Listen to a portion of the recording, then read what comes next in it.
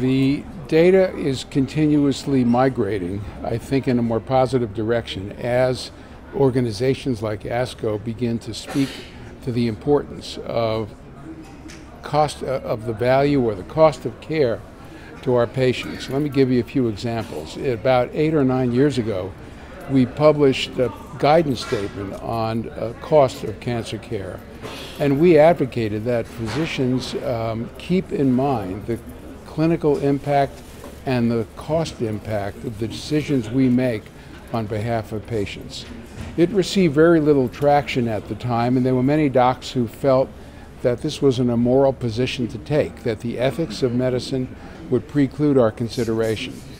Fast forward about 7 or 8 years, and we've been talking about this at national meetings, writing about it in some of our papers, and it's become clear that the enormous cost of oncologic therapies of almost all type, the fact that more patients are actually sharing in the cost that befall them when they're coming to us for care, make it clear that this is an unavoidable issue.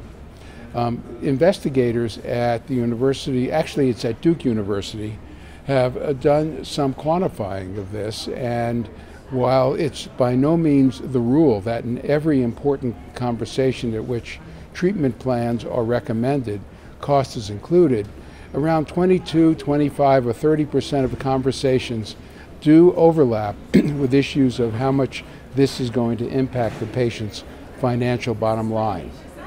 This could be, again, in the realm of copay. This could be in out-of-pocket expenses for even generics, which patients may not be able to afford.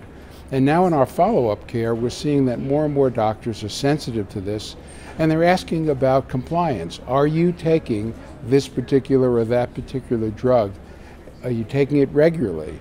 And we're surprisingly hearing from people that they're taking perhaps every other day medication that's meant to be every day because they simply can't afford a month's worth of cost. So this is a real issue, and we're beginning to see that docs are much more comfortable about bringing it up.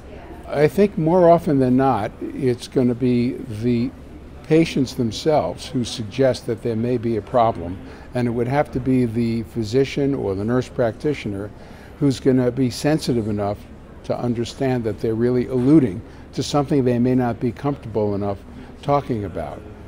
And the issue again turns out to be, is there a big margin of difference between a medicine that will cost me $25 a month or $150 a month? That's a very, very challenging concept to bring across when you're dealing with cancer, a disease for which patients may have just a very, very black and white understanding. I'm either going to live or I'm either going to die. And translating that into dollars per month expended is almost an impossible task. And to be done in a relatively short clinical visit makes it even harder. There are a couple of, I think, important things.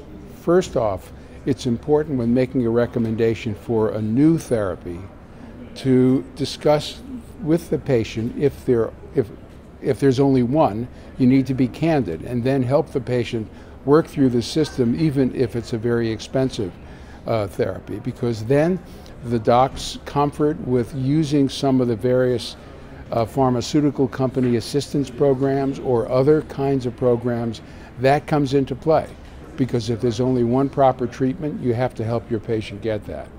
But if there is a multiplicity, my advice to physicians is that they need to help patients understand the relative differences between the brand new therapy that might be hundreds of dollars in copay per month and an almost as effective therapy that might be much more affordable.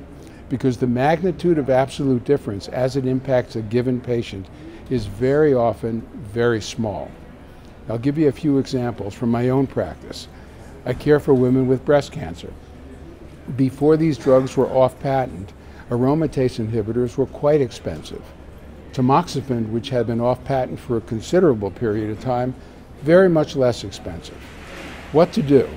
I've had more than a few patients tell me that between their husband's drugs and their drugs, they can't get out of it. They're in the donut hole and they are in trouble.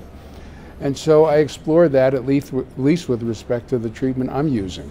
tamoxifen or an aromatase inhibitor, and explain that while the aromatase inhibitors might be considered to be better, they're not vastly better, and at a proportional level, the real impact on you, Mrs. Jones, is very likely to be tiny.